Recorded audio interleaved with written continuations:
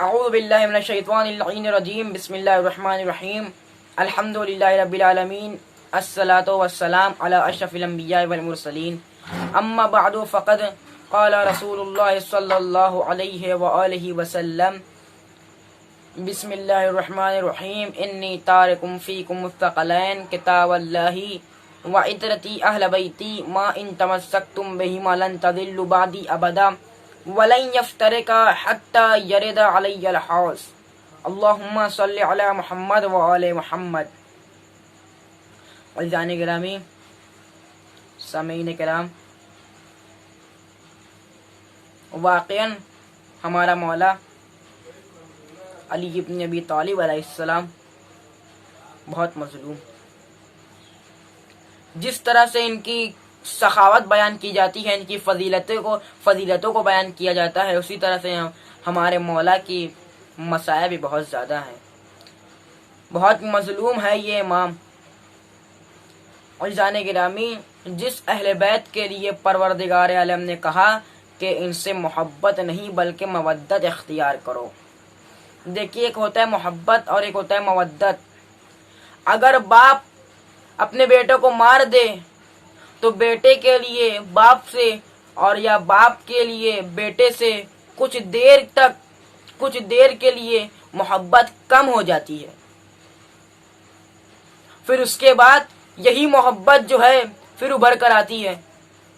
بیٹا اپنے باپ سے بہت پیار سے بات کرتا ہے اور باپ اپنے بیٹے سے بہت پیار سے بات کرتا ہے، لیکن کچھ دیر کے لیے محبت جو ہے کم ہو جاتی ہے، اسے کہتے ہیں محبت۔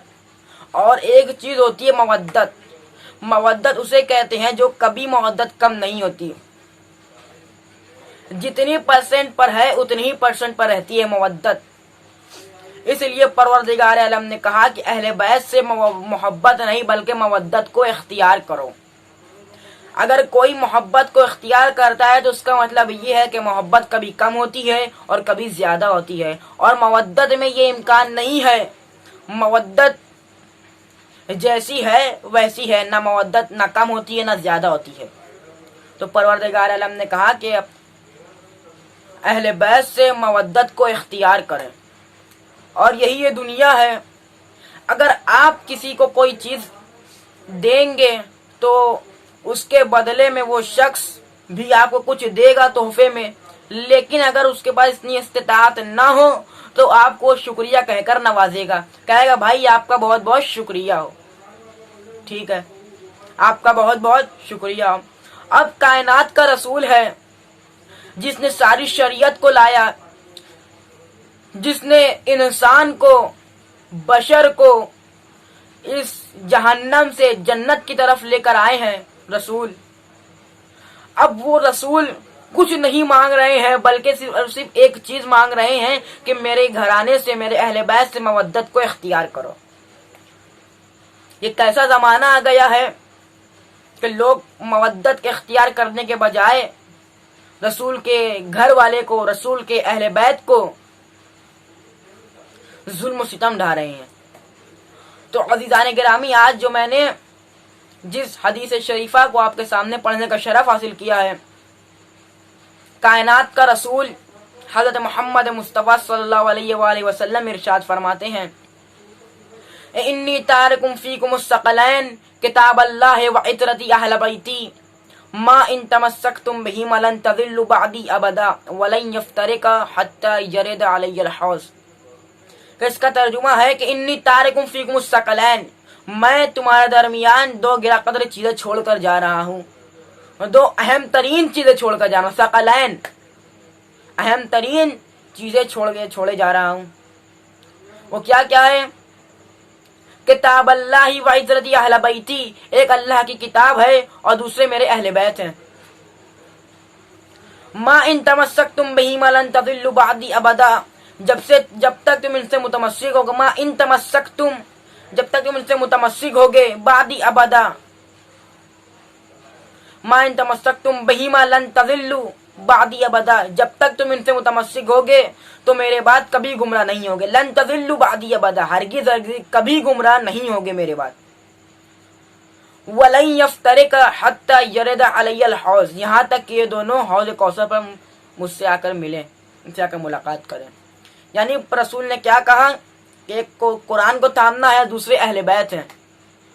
جب تک کہ تم ان دونوں کو متمسک کرو, متمسک کے ساتھ جب تک تم ان دونوں کو تھامے رہو گے تو میرے بعد کبھی گمراہ نہیں ہوگے. اور اگر آج کوئی اس کتاب پر یہ کہتا ہے کہ قرآن سے کچھ بعض آیات کو نکال لیا جائے تو یہ اس کتاب کی گڑبڑی نہیں بلکہ اس کے عقل کی گڑبڑی کہا جائے گا, بلکہ اس کی عقل کی نافہمی اور ناسمجھی کہا جائے گا. اس کتاب کے نافہمی اور غلط بیانی نہیں کہا جائے گا, کیونکہ رسول خدا صلی اللہ علیہ وسلم ارشاد فرما کے گئے ہیں کہ میں تمہارے درمیان دو گرا قدر چیزیں چھوڑے جا رہا ہوں, ایک قرآن ہے اور دوسرے میرے اہل بیت ہیں.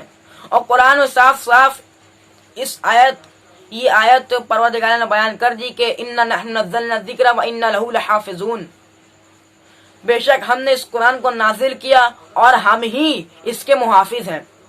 پروردگار عالم کہہ رہا ہے کہ دیکھیے توراۃ پروردگار عالم نازل کی تو پروردگار عالم نے یہ نہیں کہا کہ ہم اس کے محافظ ہیں. زبور کو نازل کیا اس میں بھی نہیں ملتا ہے, انجیل کو نازل کیا اس میں بھی نہیں ملتا ہے, لیکن یہ قرآن ایک ایسی کتاب ہے جسے پروردگار عالم کہہ رہا ہے کہ اسے ہم نے نازل کیا ہے اور ہم ہی اس کے محافظ ہیں. تو عزیزان گرامی, اصل مقصد ان کا یہ ہے کہ فرقہ واریت کرنا ہے, مسلمان میں آپس میں لڑانا ہے. تو ہمیں چاہیے کہ ہم اتحاد ہو کر ایک ساتھ مل جل کر رہیں. لا الہ الا اللہ محمد رسول اللہ پڑھنے والوں, ہمیں چاہیے کہ ہم ایک ساتھ مل جل کر رہیں, ایک ساتھ رہیں, اتحاد کے ساتھ رہیں, تفرقہ نہ پھیلائیں, شیعہ سنی, سنی شیعہ وہابی فرقہ واریت نہ کریں. کیونکہ اگر آج ہم ایک نہ رہے, اگر آج ہم الگ الگ رہے تو کل پھر کسی یزید میں یہ ہمت پیدا ہو کہ وہ آ کر ہمارے بزرگوں کو برا بلا کہہ کر جائے. ابھی کچھ دن پہلے فرانس کا وہ ملعون شخص جس نے نبی صلی اللہ علیہ وآلہ وسلم کی شان میں گستاخی کی, تو ہمیں چاہیے کہ اگر ہم ایک ساتھ رہیں, ہم پلہ ہو کر لا الہ الا اللہ محمد رسول اللہ کے ماننے والوں اگر ہم ایک ساتھ رہیں تو کل پھر یقین جانیں کہ کل پھر کسی یزید میں یہ ہمت پیدا نہ ہوگی کہ وہ آ کر ہمارے بزرگوں کی شان میں گستاخی کریں, کیونکہ یہ چاہتے ہیں کہ ہماری طاقتوں کو الگ الگ کر کے کمزور کر دیں. ہم مسلمان ایک ہو کر اپنی ایک یکتا بنائیں اور ہمیں اور طاقتور ہونا پڑے گا, کیونکہ دن پر دن ہمیں اتحاد کے ساتھ اپنی زندگی کو بسر کرنا ہوگا. آج مولا کائنات کی شہادت کی شب ہے, تو عزیزان گرامی مولا کائنات کی فضیلت کے لیے چند فضیلتیں آپ کو سامنے پیش کر دوں. مولا کائنات اس عظیم ہستی کا نام ہے کہ جس نے پیدا ہوتے ہی کہا کہ یا رسول اللہ کہو تو توریت سنا دوں, کہو تو زبور سنا دوں, یا تو کہو انجیل سنا دوں. توریت زبور انجیل تو توریت زبور انجیل تو نازل ہو چکی ہے, لیکن مولا کائنات اس عظیم ہستی کا نام ہے. مولا کائنات نے کہا یا رسول اللہ کہو تو قرآن سنا دوں, قرآن جو کہ ابھی نازل ہی نہیں ہوا. یہ ہے میرے مولا کی فضیلت, اس فضیلت کو دیکھیے. اسی طرح میرے مولا علی ابن ابی طالب علیہ السلام بیان کرتے ہیں ایک واقعہ میں کہ ایک مرتبہ اللہ نے کہا موسیٰ سے, موسیٰ جاؤ میری قدرت کا نظارہ دیکھو, جاؤ میری قدرت دیکھو. اب موسیٰ گئے. اب اللہ نے ایک شخص کے پاس موسیٰ کو بھیجا. اب موسیٰ اس شخص کے پاس گئے, دیکھا وہ شخص جو ہے اس کا گوشت بالکل گل چکا ہے, اب وہ شخص خدا کی عبادت کر رہا ہے, خدا کی عبادت مشغول ہے. اس شخص نے موسیٰ سے پوچھا, کہا کہ تم کیا کر رہے ہو؟ کہا کہ میں پروردگار عالم کی عبادت کر رہا ہوں اور اس سے اپنی غلطی کی معافی اور استغفار کر رہا ہوں. اس شخص نے کہا کہ میں بہت زیادہ گنہگار ہوں اور 35 سال سے پروردگار عالم کی بارگاہ میں استغفار کر رہا ہوں. تو موسیٰ نے کہا اچھا. اب اس شخص نے کہا کہ اچھا بتاؤ کہ تم کون ہو؟ تو موسیٰ نے کہا کہ میں کلیم اللہ मूसा कलीमुल्लाह हूँ। उस शख्स ने कहा अच्छा आप मूसा कलीमुल्लाह पैगंबर नबी हैं? मूसा ने कहा हाँ। तो उस शख्स ने कहा कि जरा नबी करीम जरा मेरी जरा परवरदिगार आलम से ये पूछ सकती हैं क्या मेरी गुनाह माफ हुई या नहीं माफ हुई, जो मैंने 35 साल से बात कर रहा हूँ और परवरदिगार आलम से गुनाह की माफी मांग रहा हूँ, इस्तग़फ़ार कर रहा हूँ। अब मूसा परवरदिगार आलम की बारगाह में गए कि अल्लाह क्या तू इस शख्स की गुनाह को माफ कर दिया? परवरदिगार आलम कहता है कि जा कह दे इस शख्स से, मूसा जा कह दो इस शख्स से कि उसका गुनाह को अभी मैंने माफ नहीं किया है। तो मूसा की बात आती है कि परवरदिगार आलम कह रहा है कि तेरी गुनाह अभी भी परवरदिगार आलम ने माफ नहीं की। अच्छा, अब वो शख्स कहता है क्या मूसा आप ये पूछ सकते हैं कि मेरी तौबा को परवरदिगार आलम ने क्यों नहीं कबूल किया? जो मैं 35 साल से बात कर रहा हूँ वो बहुत ज्यादा रहमान है, वो रहीम है। अब मूसा गए अल्लाह परवरदिगार आलम की बारगाह में, कहा है अल्लाह तू इसकी इबादत को क्यों नहीं कबूल कर रहा है? परवरदिगार आलम ने कहा कि मैंने इस शख्स के ऊपर एक परिंदा मामूर कर दिया है जो सुबह और शाम इसे गदा देता है, इस तक खाना को पहुंचाता है, इस तक दाना पानी देता है, लेकिन कभी भी इसने उस परिंदे की फिक्र नहीं की कि आया उसने कभी खाना खाया है या नहीं खाया, आया वो भूखा है या सैराग हो चुका है। वो परिंदा सुबह से लेकर शाम तक इसे गदा देते रहता है, इस तक खाना को पहुंचाता है। अब वो शख्स जनाब मूसा आए, उस शख्स के पास कहा कि ऐसी सी बात है इसलिए तुम्हारी तौबा कबूल नहीं हो रही है। तो वो शख्स कहता है मूसा मेरी एक आखिरी गुजारिश है, ये परवरदिगार आलम से कह दीजिए कि मैंने 35 साल तक इबादत की है परवरदिगार आलम की, क्या इसका कोई सिला मिल जाएगा?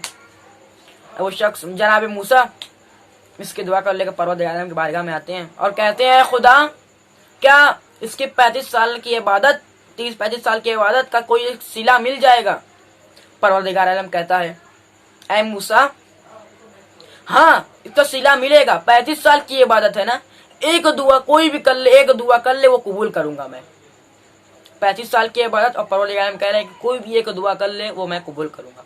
मूसा शख्स के बाद आते हैं बताते हैं अच्छा, तो अब वो परवरदिगार आलम की बारगाह में दुआ करता है कि अल्लाह तू मुझे इतना वसी और अरीज बना दे, अल्लाह तू मुझे इतना वसी और अरीज बना दे कि जहन्नम में मेरे सिवा कोई और ना दाखिल हो जाए। अब परवरदिगार आलम मूसा से कहता है मूसा कह दो इस शख्स से कि मैंने इसकी तौबा को कबूल कर ली, मैंने इसके गुनाह को माफ कर दिया। अब मूसा कहते परवरदिगार आलम क्या तू जहन्नम में सबको डालना चाहता है, सिर्फ एक आदमी को नहीं बल्कि सबको डालना चाहता है, इसलिए इसकी तौबा कबूल कर ली? मूसा परवरदिगार आलम ने कहा कि नहीं ऐसी बात नहीं है मूसा, कहा कि अभी तक तो इसके दिल में एक परिंदे की मोहब्बत नहीं थी, एक परिंदे की फिक्र नहीं थी, लेकिन जैसे ही मेरे सारी मखलूकात की फिक्र इसने कर ली तो फौरन मैंने भी इसके गुनाह को माफ कर दिया। तो आप सोचें हमें चाहिए कि अपनी नहीं बल्कि अपने ख्वाहिशात को, अपने आरज़ुओं को थोड़ा थोड़ा कम करके अपने मोहल्लों वाले की तरफ देखें, अपने भाई की तरफ देखें, अपने गरीब भाई की तरफ देखें कि आया उसने खाना खाया है या खाना नहीं खाया है। वो रहमान रहीम परवरदिगार आलम 35 साल से उसने तौबा की तो परवरदिगार आलम ने माफ ना की, लेकिन जरा सा एक मिनट के लिए, एक लम्हा के लिए उसने मखलूकात खुदा पर नजर डाली तो परवरदिगार आलम ने बदले में उसके सारे गुनाह को, सारे तौबा को कबूल कर ली। तो हमें चाहिए कि हम आपस में एक होकर, इत्तेहाद होकर एक साथ रहें। ये है मेरे मौला की नसीहत। मौला अली इब्न अबी तालिब अलैहिस्सलाम की भी बहुत ज़्यादा सखावत है, इनकी सखावत मशहूर और मारूफ है। अभी आपको क्या बताऊं, मौला कायनात वो